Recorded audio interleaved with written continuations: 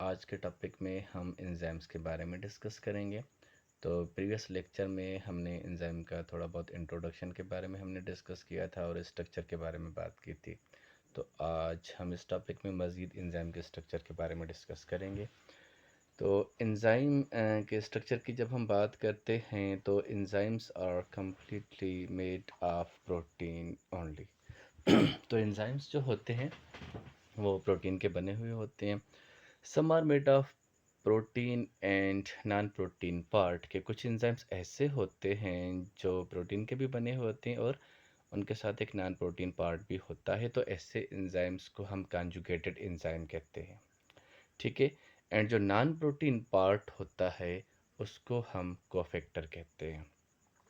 सो जो non protein part है, for example यहाँ पे हम देख सकते हैं कि ये हमारे पास एंजाइम है।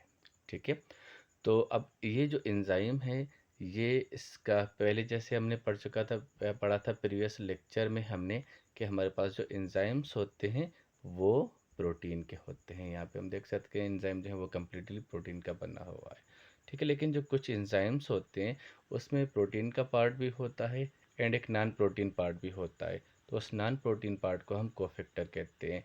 एंड जो कोफैक्टर है, it is responsible for the attachment of substrate at the active site and perform catalytic activity। तो प्रीवियस एंजाइम में हमने पढ़ा था कि जो एंजाइम पे एक्टिव साइट होती है, ठीक है, और वो क्या करती है, कैटालिटिक एक्टिविटी परफॉर्म करती है। अब यहाँ पे जो एंजाइम है, जो कॉन्जुगेटेड एंजाइम्स होते हैं, तो उसके दो पार्ट्स होते हैं, एक प्रोटीन पार्ट होता है एंड एक नॉन प्रोटीन पार्ट होता है। तो नॉन प्रोटीन पार्ट को हम कोफैक्टर कहते हैं। तो ये एंजाइम की एक्टिव साइट तब बनती है जब इसके साथ जो इसका non protein part cofactor attach होगा। तो जब इसके साथ नॉन प्रोटीन पार्ट इसका कोफैक्टर इसके साथ अटैच होगा तो इसकी एक्टिव साइट बनेगी और एक्टिव साइट बनने के बाद इसके साथ ये सबस्ट्रेट आके अटैच होगा और ये कैटालिटिक एक्टिविटी परफॉर्म कर सकेगा। ठीक है। तो ऐसे एंजाइम्स जो कंजुगेटेड एंजाइम्स हैं उनके साथ एक प्रोटीन पार्ट होता है एंड एक नॉन प्रोटीन पार्ट होता है जिसको कोफैक्टर कहते हैं। ठीक है। जो कोफैक्टर है वो जब इसके साथ अटैच होगा तो इसकी समझें कि इस तरह एक्टिव साइट इसकी बन जाएगी और उसके बाद फिर सबस्ट्रेट आगे इसके साथ अटैच होगा। ठीक है। तो अब ये से जो कंजुगेटेड एंजाइम्स हैं वो विदाउट कोफैक्टर इनएक्टिव होते हैं। ये एक्टिव तब होंगे जब इनके साथ इनका कोफैक्टर अटैच होगा। तो कंजुगेटेड एंजाइम्स जो है वो without cofactor called apoenzyme. It doesn't work separately inactive. तो अगर इनके साथ जो कोफैक्टर है वो अटैच नहीं है तो इनको हम एपोएंजाइम कहते हैं और ये इनएक्टिव होते हैं। जब इनके साथ कोफैक्टर अटैच होगा, ठीक है, तो कलेक्टिवली हम इसको क्या कहेंगे, होलो एंजाइम कहेंगे और उसके बाद ये एक्टिव हो जाते हैं। तो कंजुगेटेड एंजाइम्स जो होते हैं वो दो स्टेट्स में होते हैं। इनएक्टिव स्टेट में जब उनके साथ कोफैक्टर अटैच नहीं होता इनको हम एपोएंजाइम कहते हैं और एक्टिव स्टेट में जब इनके साथ अब कोफैक्टर अटैच होता है इनको हम होलो एंजाइम कहते हैं।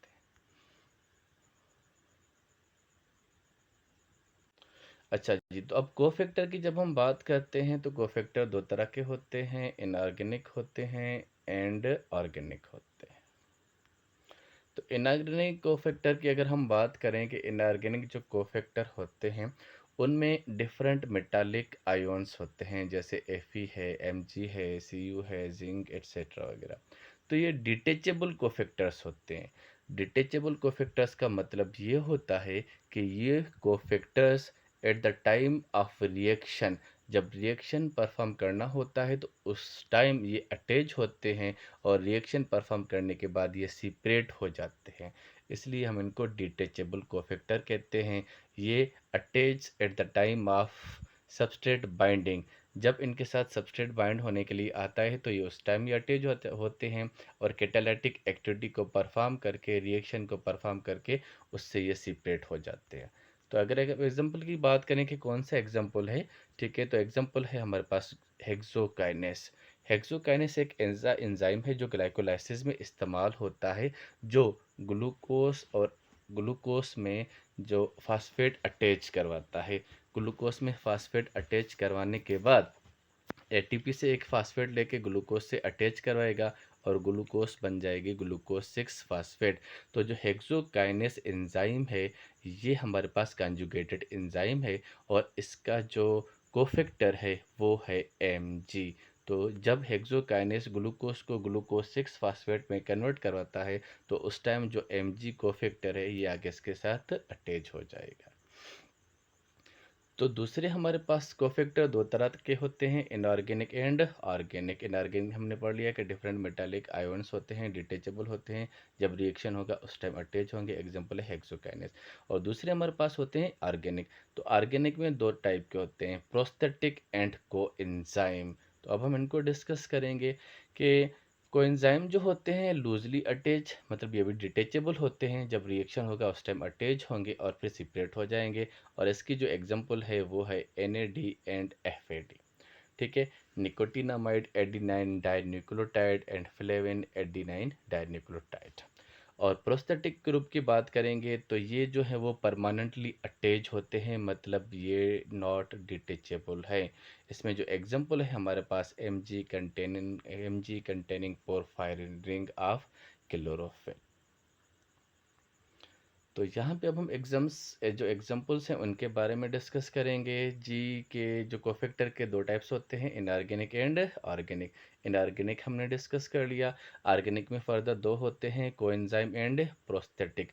जो कोएंजाइम होते हैं वो डिटेचेबल होते हैं और जो प्रोस्थेटिक होते हैं वो परमानेंटली अटैच होते हैं, नॉन डिटेचेबल होते हैं। ठीक है, जो कोएंजाइम में एग्जांपल है NAD एंड FAD और जो इसमें एग्जांपल है Mg containing porphyrin ring of chlorophyll and Fe containing iron. तो यहाँ पे अब इसकी एग्जांपल हम देखेंगे। ठीक है, तो यहाँ पे हमारे पास एग्जांपल है जी Mg containing porphyrin ring of chlorophyll. तो क्लोरोफिल के अगर हम मालिक्यूल की स्ट्रक्चर की बात करें क्लोरोफिल की, कि क्लोरोफिल जो वो क्या है, ग्रीन पिगमेंट है जो प्लांट्स में मौजूद होता है। तो उसमें हम बात करेंगे तो उसके दो पार्ट्स होते हैं, एक हेड वाला पार्ट होता है, एक टेल वाला पार्ट होता है। तो हेड वाले पार्ट को हम पोरफायरिन रिंग कहते हैं। ठीक है, और हेड वाले पार्ट में ये सेंटर में जो Mg होती है तो ये एग्जाम्पल है प्रोस्थेटिक ग्रुप का, कोफैक्टर का। ठीक है, तो इसी तरह अगर हम दूसरे एग्जाम्पल की बात करें Fe कंटेनिंग हेमोग्लोबिन। तो हेमोग्लोबिन की बात करें तो हेमोग्लोबिन एक पिगमेंट है जो रेड ब्लड सेल्स में मौजूद होते हैं। ठीक है, और उसके सेंटर में Fe आयरन होती है जो ऑक्सीजन को बाइंड करती है। तो ये एग्जाम्पल है प्रोस्थेटिक ग्रुप का। ठीक है, और अगर हम बात करें NAD और FAD की, तो NAD जो है वो कहाँ पे इस्तेमाल होता है, तो NAD जी है वो NAD मोस्टली वो इथेनॉल इथाइल अल्कोहल की डिकम्पोजिशन में, डाइजेशन में इस्तेमाल होता है। ठीक है, कि जब हम ऐसा सब्सटेंस इस्तेमाल करते हैं इथेनॉल मेटाबॉलिज्म में ये इस्तेमाल होता है कि अल्कोहल डिहाइड्रोजिनेस जो एंजाइम है, ठीक है, वो क्या करवाता है, अल्कोहल की ब्रेकडाउन करवाता है, अल्कोहल की मेटाबॉलिज्म करवाता है। तो इसके लिए इसका जो कोएंजाइम है वो NAD है जो अल्कोहल की मेटाबॉलिज्म करवाता है एंड अल्कोहल को ब्रेक डाउन करवाता है इनटू एसिटल्डिहाइड। तो यहाँ पे जो हमारे पास एंजाइम है अल्कोहल डिहाइड्रोजीनेस और इसके साथ ये NAD है जो इसके साथ एज ए कोएंजाइम तौर काम करता है। थैंक्स।